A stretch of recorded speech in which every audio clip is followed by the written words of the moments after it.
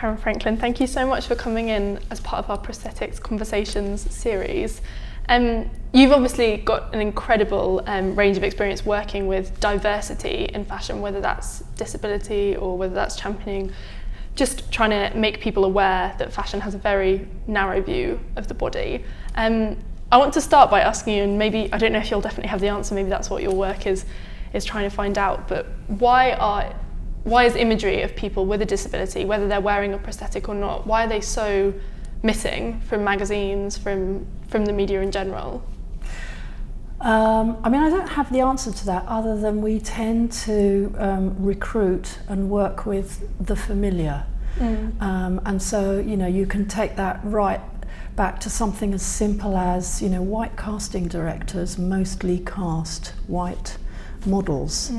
And the fashion aesthetic is mostly about casting the very narrow, tall, Caucasian young body, and so it almost becomes, in a way, a sort of self-promoting energy. Maybe after a while it becomes normalized in people's vision of what is the acceptable standard or the right way to be, and after that it becomes a kind of brainwashing energy where it becomes so normalized that people forget to question it. And I think that sort of space of questioning is maybe one I've had more opportunity to do, especially really stepping into such a mainstream space as I did really quite early on by working with the BBC,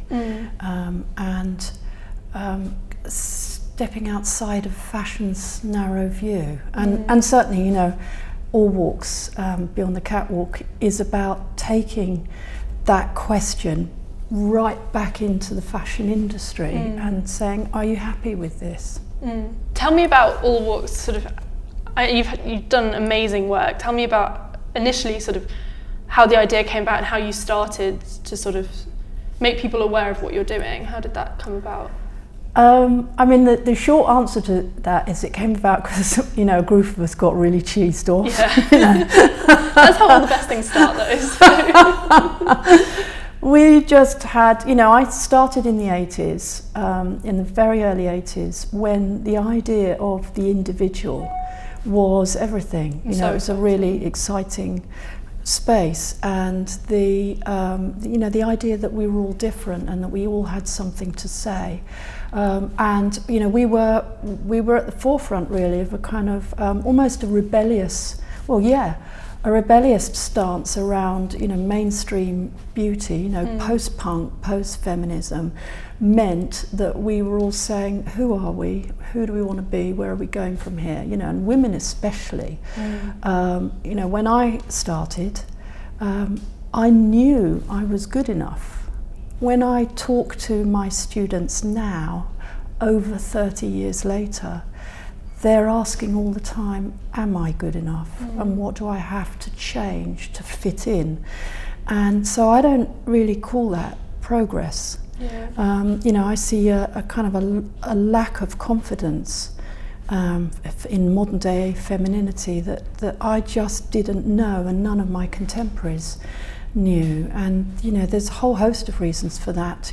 One of the perhaps the most obvious is being the digital platform, which allows for the broadcast of imagery at such prolific rates that the average young woman is seeing more images of unachievable beauty in one day than I saw in my entire adolescence. So it comes back to that space of something being normalized. And I had gotten to the stage really where I was thinking, I'm going to be coming out of the industry. Am I happy with the way it's gone? No.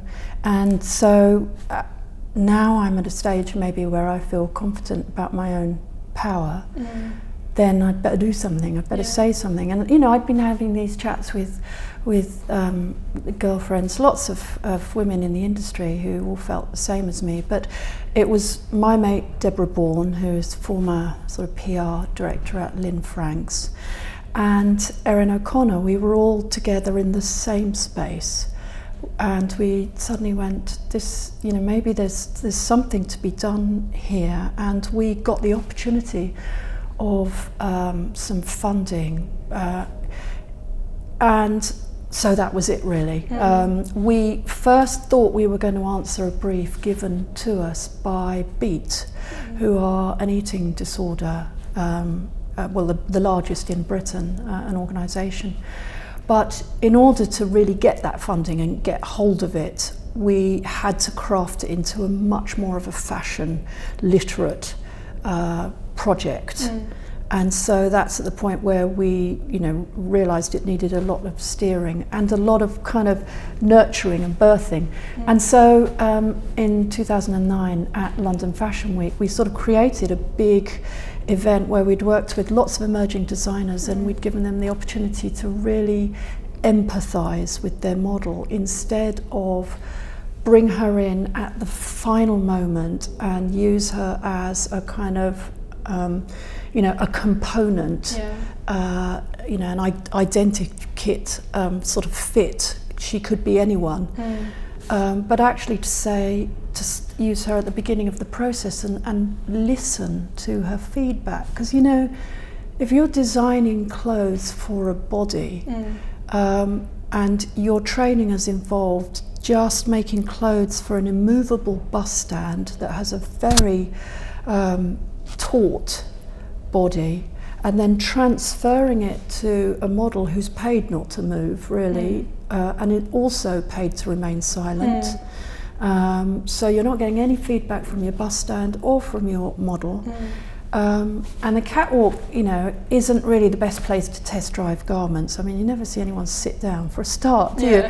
So we just were asking designers, is that a rounded training, and does it help you to have more hands-on kind of, you know, experience with the end user, with it? And they all said, yeah.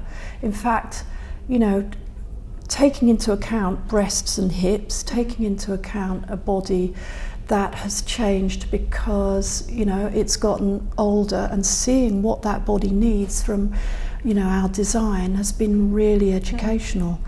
And so we thought we were going to do a one-off project, and that was 4 years ago, and it's grown and grown and grown really. I'm glad you mentioned age just then, because I think that's one thing, and it's especially sort of pertinent, obviously, given that our exhibition at the moment is looking at prosthetics, so we're looking at disability, because I think a lot of people think that what you do is just about weight and it's just about championing diverse body sizes, but it's not just about that. It's different, it's diverse bodies in general and diverse ages. You know, it's not just about this issue of models being slim.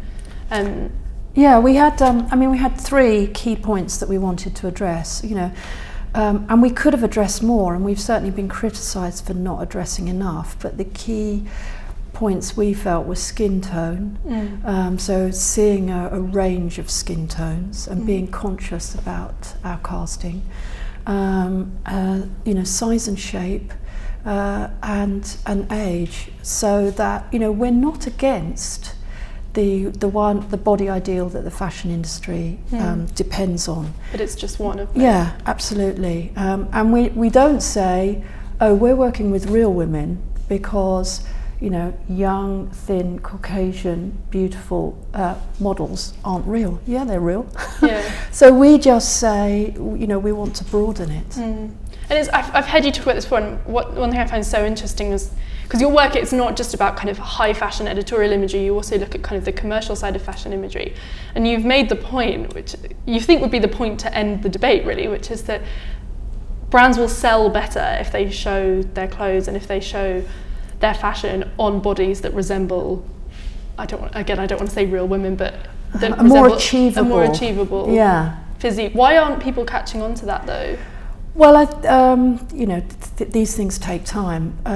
It was Dr. Ben Barry from the Judge Business School at Cambridge University who created a 3-year cross-cultural piece of business research, which is entirely credible, that shows that when women are given models that have similarities to them, that creates a kind of an identification, and they are much more likely to purchase. Now, you can't prove it in terms of and so your profits will be bolstered, because the business research didn't have that dynamic, but we've taken that into commercial business.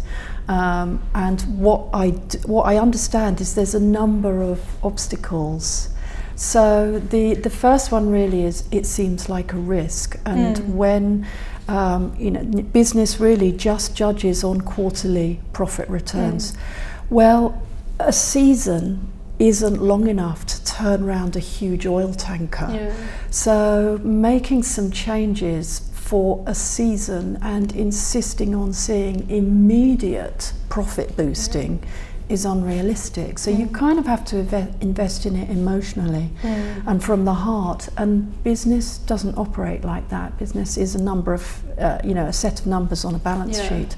It's much more there's also other obstacles in that, the view of the woman is controlled by a dominant force that isn't actually doesn't actually involve that much female input, and so empathizing with the female consumer ultimately is much harder for that business energy. I'm really trying not to come over all militant and say it in a way that would sound like I'm in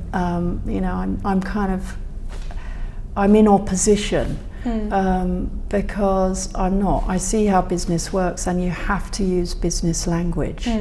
But I have been in boardrooms with CEOs, none of whom will ever buy a dress, and recognize that they're not empathizing with their female consumer, because they're seeing the imagery from a different place, and it's about, for them, it's about their attraction to the imagery, not their need to identify with the product.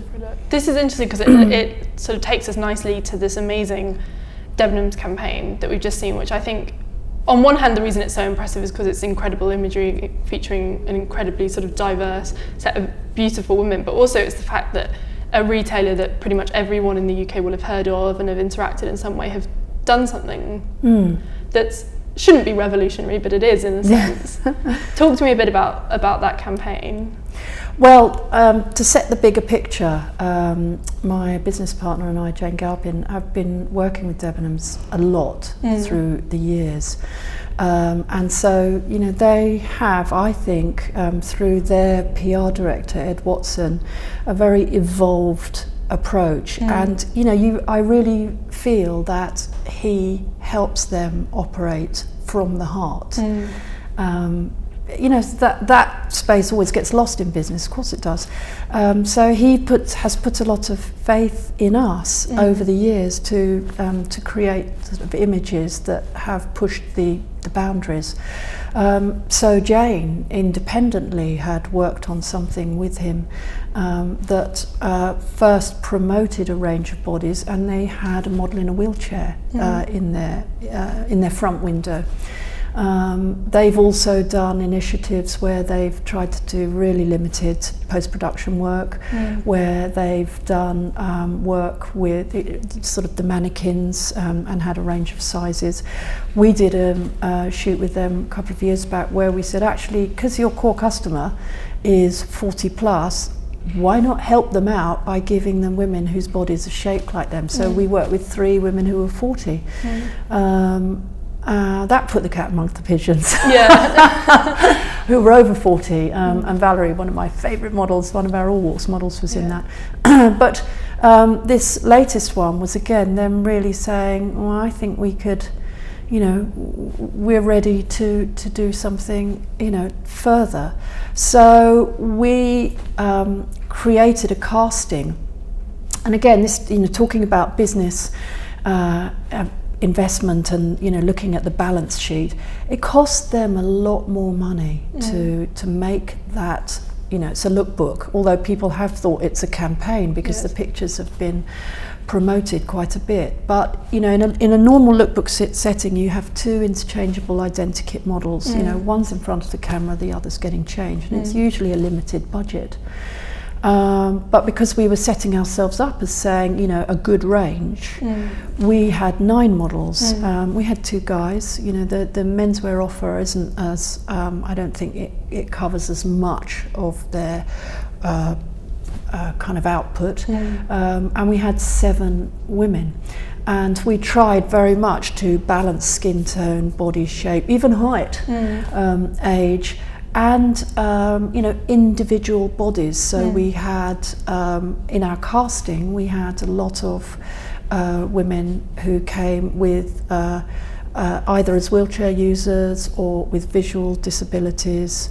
We wanted to consider everybody really, and just that casting alone took an age, really, because we were like, oh, we've got a gap here, and oh, we need somebody there, but they've got to be this age, or they've got to be, and again, we couldn't cost for that. So that was our gift to Debenhams, because that would just be too off-putting to say, well, the casting's going to take a month.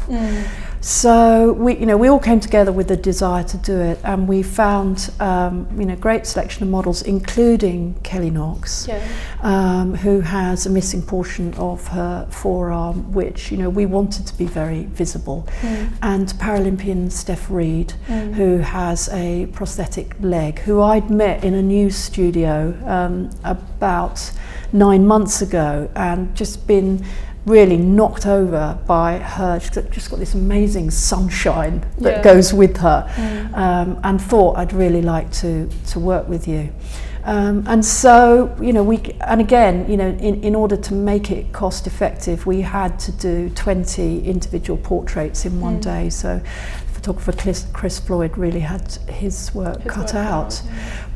Not to mention the headache of the clothes in all different sizes. Kelly told me some pieces were coming as the shoot was sort of taking place, and it was all, because when you're promoting samples, and that that is where I am, I'm in full sympathy with the fashion dynamic, and I understand why designers struggle with diverse bodies for, say, a catwalk presentation, because we were waiting for samples that had to be specially made from measurements for that individual body. So it wasn't just a kind of standard outfit and they slotted it on. What's the answer to that anyway? Because this sample thing is something that, like, Alexandra Schulman she's spoken about this often in her work, to do with sort of encouraging the fashion industry to be more accommodating, I guess, to women's bodies. But that sampling thing, sometimes it's such a simple issue, and it's the kind of thing that I think people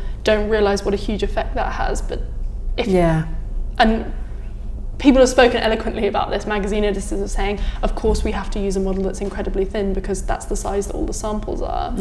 And it is this kind of chain reaction of problems, I guess, and one can't fix the other. What's the solution? Well, on a simplistic level,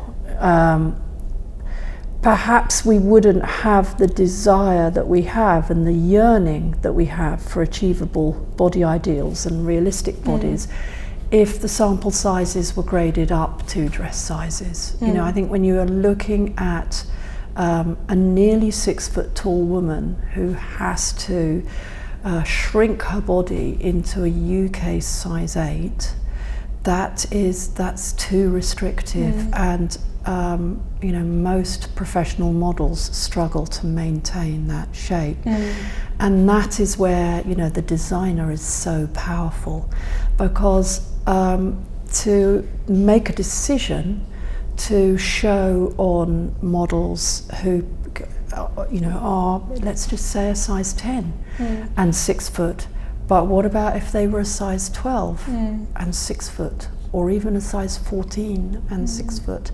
You know, on an identikit level, they would have all the same sample sizes, so it wouldn't be kind of like this model's dropped out.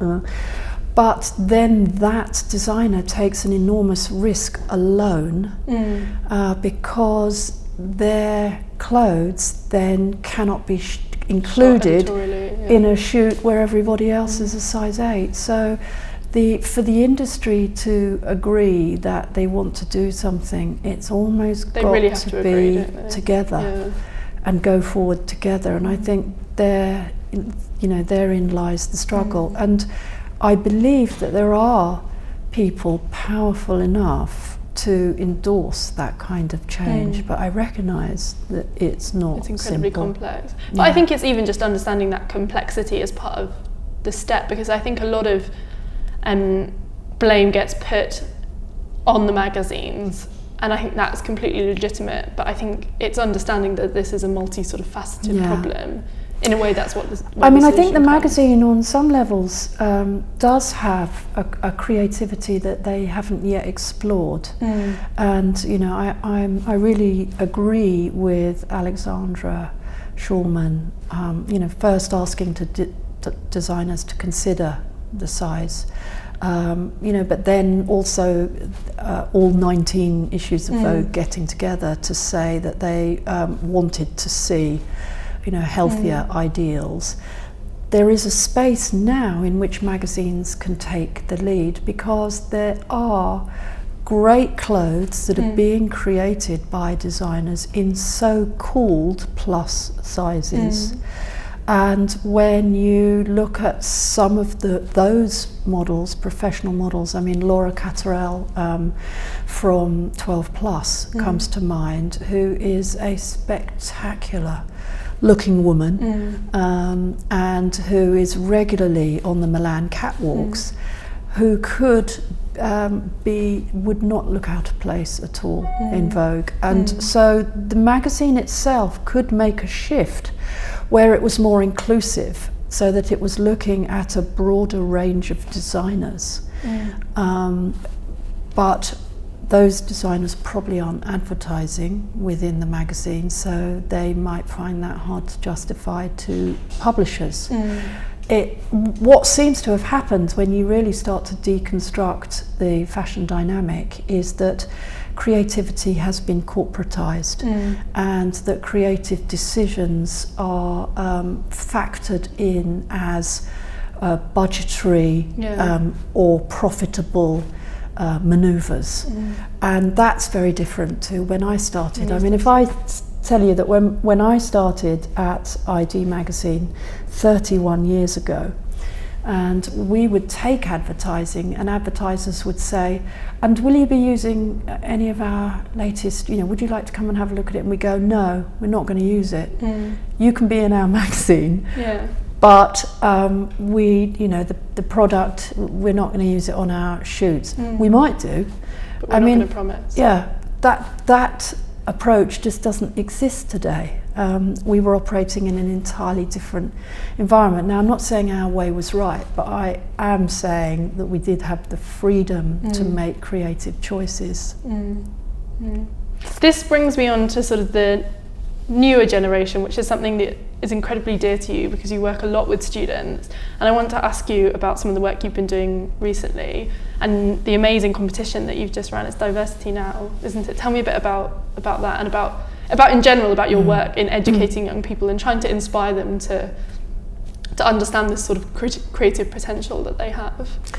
Well, Diversity Now was one of the All Walks Beyond the Catwalk campaign ideas, where we thought, you know, we've worked with emerging designers, everyone from Mark Fast to William Tempest to Hannah Marshall, and we've worked with the high-end designers, you know, people like Vivienne Westwood, Antonio Berardi, you know, Stella McCartney, Charles Deacon. So actually, instead of being in the industry and saying, what do we think about, you know, trying to make a shift, why don't we go to, you know, tomorrow's big names now. So let's go into the colleges and actually plant the seed of diversity and really what we're calling emotional sustainability, because the model of sourcing sustainability is about 10 years old now, but it did come from education, and it came from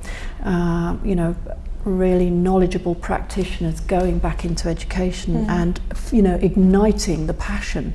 So we thought, let's do that with, you know, current students. And so for years we've been lecturing kind of up and down the country, and we've had spectacular response from students who are saying effectively something as simple as this: I really didn't think I was allowed to be you know, more creative in my thinking around bodies. I thought that the fashion industry would not accept what I feel, you know, from my heart, which is that all bodies deserve celebration and, you know, are amazing things to be you know, embellished.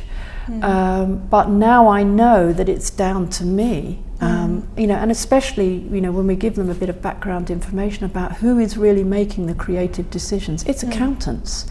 You know, are you going to spend, you know, 3 to 5 years, maybe longer if you do an MA, in a system really polishing your creativity to hand it to an accountant? If you are, that's your choice, but maybe you want to do something slightly differently.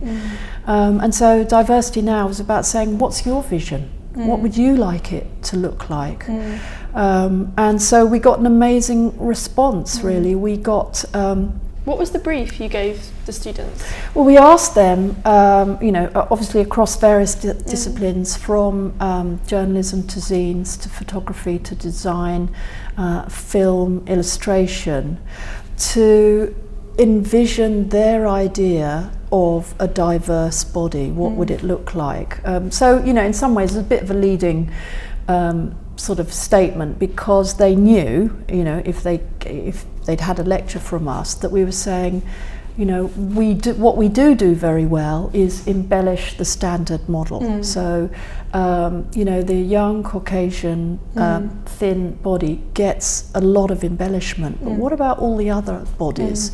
You know, can we creatively celebrate and iconize those bodies? Imagine how, you know, and we obviously referenced disability, how someone is emboldened by a beautiful piece of design, and that, you know, maybe what you see is the whole person and their, you know, their image, their beautiful clothing, rather than the disability first, unless, you know, the wearer wants you to see their disability first. And I think that really fired up their imagination. And of course they'd all got their own personal experiences and anxieties and insecurities around their own bodies, which we asked them to channel, to think about, you know, what it felt like for them.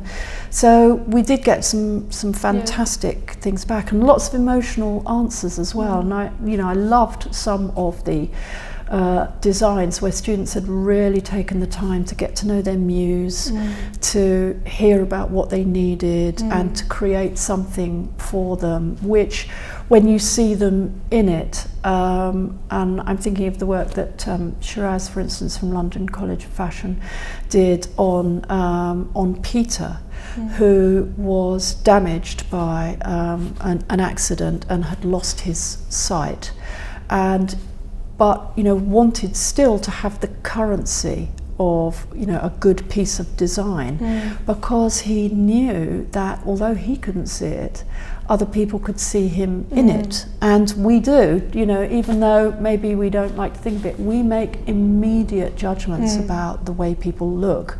So that's where we're saying, you know, fashion design has enormous power to iconize everybody, and that to me is why I love clothes, why I love fashion, and why I got involved, you know, all those years ago, because of what it can give to the individual. You know, it's not a uniform, It's actually something that's very personal. It's only really mass marketing and mass production and the corporate that has made it into a uniform of sort of seasonally prescriptive rules about what the look should be. I want to talk about one of the pieces, one of the entries to the competition, because it was the hearing aid, which was kind of embellished to almost look like an ear cuff. And we spoke on the phone yesterday, and I said, I can't believe no one's done that before, because it's such a simple idea and it's incredibly beautiful. And it got me thinking about this idea of the prosthesis as something which is there to adorn and something that can be really beautiful. And that must have been incredibly exciting to see someone take something and make it look so beautiful when it's so functional as well. It was, and you know what, although we hadn't created an accessories category, we did include Roxanne because we felt it was such a lovely idea and so obvious, as she must have felt that. But you know what it really does say is immediately you begin to see that, you know, we're all wearing prosthetics of some kind or another. You know, I got my spectacles, I got my teeth veneers, you know, we've all got, you know, hair dye, you could say, is, you know, if you begin to say, okay, we all have our crutches on scales. Well, I would say I wouldn't even describe it as that, but I know why. You know, that word feels right. But you know, it's an embellishment, and so a prosthetic, if we kind of turn it on its head and see it as an embellishment, then you begin to get, you know, things like Roxanne's lovely, you know, piece of ear jewellery, which would work as a hearing aid. And funnily enough, that wasn't the only kind of entry we had around hearing aids. And you also begin to get somebody like Victoria Modista, who I think makes an amazing kind of visual representation of you know, her with her prosthetic leg, which is an entire piece of jewellery. You know, the lower limb just looks like this incredible, you know, the biggest jewel you could possibly wear on your body. And I caught up with active prosthetics about 6 months ago when I was first sort of researching for the shoot, which became the Debenhams shoot. And they create prosthetic limbs which are works of art, so that you can have a leg which is very obviously embellished with perhaps tattooed ivy wrapping itself round the leg, or that it has other kind of surface decoration on it. And I think that is, you know, more and more creatively a space in which innovation would be welcomed. And you know, suddenly the prosthetic itself, instead of looking like something that is a kind of trying to copy part of the human body, it looks completely different. It's there on its own with its own authenticity. And I really get why Amy Mullins was saying that to just put on a pair of prosthetic limbs that were merely replacements for, you know, a body without any kind of sort of, I don't know, heroic embellishment, just didn't feel authentic. But to put something on as though it's a piece of jewellery, you know, that's what we all do every day, you know, to decorate ourselves. And so, you know, it was lovely to see those things coming in from, you know, the fashion industry, because after all, we're the people that really understand the currency of the visual image and, you know, just how powerful it can be. And we saw also sort of visual disability referenced in fashion illustration across a couple of categories, which made us feel really quite heartened that, you know, thinking is getting broader. But, you know, let's not forget, we had the Paralympics in the summer, and I just think that was a huge game changer for everyone. You know, we saw Olympians who were so thoroughly heroic in their, you know, their physicality and their body's achievements, and, you know, and the excitement that they created. And I think it, you know, I felt it. I did go to the velodrome and watch the Paralympian cycling, and it, you know, the gladiatorial energy meant that within nanoseconds you were just seeing, you know, this you know, race, you know, that was it. You know, you weren't really seeing anything else. And I think that was a huge education for us. But actually, let's not maybe underestimate what it did for perhaps young creative minds who are right at the beginning of their training and who are forming their own ideas around appearance. This ties actually really nicely, when you mentioned the Paralympics, to the last question I wanted to ask you, which is, we talked about it slightly earlier, but it's what is the solution to all of this? And I know that awareness obviously is, I guess, where you have to begin, and I think that's what was so, as you mentioned, was so brilliant about the Paralympics, is it was just such an eye-opener, and as you said, such an education. And do you think that that is kind of the key? It's just it's breaking down those taboos, whether it's by putting a picture of Kelly in a lookbook that's going to make other young people look at her and identify with her and see themselves in that kind of context? Do you think it is just making people aware? Is that the first step? Yeah, I was going to say no, but yeah, the first step. Yeah. I mean, I think there's a huge untalked about space, you know, because we haven't got a whole series here, you know, but the space in which I feel needs looking at is the systematic undermining of confidence, not just female, but male, by, you know, an advertising culture that almost needs to destabilize the consumer in order to prime them to yearn for product that they don't need. And, you know, that's how it works. And, you know, the older we are, we know that. But there's young minds who are engaging with media, and they have perhaps, you know, figures show up to 4 hours media education a day, and compare that to 10 minutes parental education a day. They're spending an awful lot of time on screens that are delivering marketing messages to them.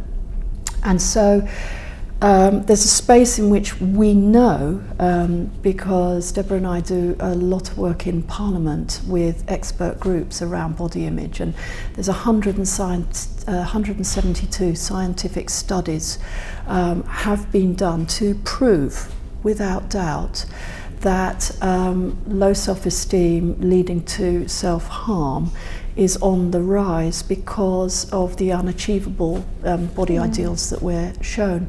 So I think that there actually is education that has to take place that is about deconstructing advertising culture, and you know, fashion is part of that.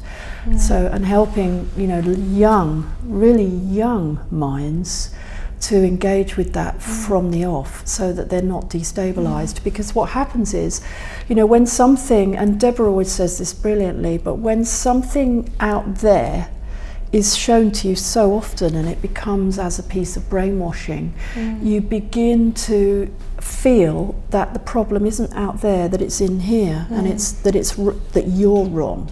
And you know, an unformed mind, you know, and we know this, younger and younger girls are presenting with body image anxieties because they're not seeing enough diversity. You know, and boys too are sucked into a very rigid way of looking.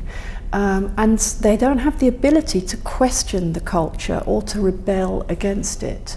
So, you know, in some ways, showing a broader range of images and connecting with people like that is part of it, and maybe helps the viewer to recognize that there are different bodies, but teaching, you know, a kind of media savvy or allowing for, you know, young minds to understand the way in which the media does mess with your head and that advertising can completely destabilise you would be the first port of call. And on top of that, because you knew I was going to slip it in, you know, there also has to be some kind of recognition that the view that we are given is an incredibly dominant culture view, read male. And I don't say men, you know, I'm not saying men are at fault, because, you know, the dominant culture is a kind of very patriarchal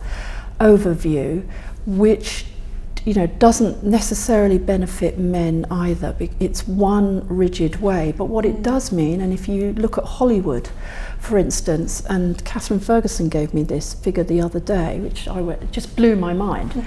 But, you know, of all the films being made and of all the stories being told, 97% of them are told by men. And so those men have been instructed in a very patriarchal, kind of perhaps rigid way of thinking. Whether that served them or not, you know, I can't say, but it doesn't serve women and it doesn't serve girls. And so when we're looking at an advertising culture that for women prioritizes the exterior only and doesn't allow for femininity to be defined as an interior, as, you know, a set of thoughts, achievements, actions, where all the women that we see have to look a certain way and behave a certain way. And I do think that there is a broader net cast for masculinity. I think you've only got to turn to the sports pages, and all of that amazing Paralympian glory has disappeared, in which we saw so many women, you know, gladiatorial women. You know, I look at the sports pages now and I don't see a single female body in there. So girls have a lot less to inspire them. And, you know, that has to be actually sort of looked at in terms of education of young minds as well. And that's such a massive task, you know, that in some ways, you know, a tiny, tiny little organisation like All Walks Beyond the Catwalk, you know, what we do is we just throw a pebble into a very big pool and hope that the ripples going outwards might make some impact somewhere. And maybe some of you know, those people that we reach who feel what we've said, you know, and feel it, you know, and then maybe feel that they can operate from the heart in, you know, going forward, maybe in their practice in the fashion industry. Maybe that, you know, if enough of those take place, then maybe there will be a small shift. We can hope. No, that's a lovely and very hopeful note. And Caryn, thank you so much. That was fascinating, as always.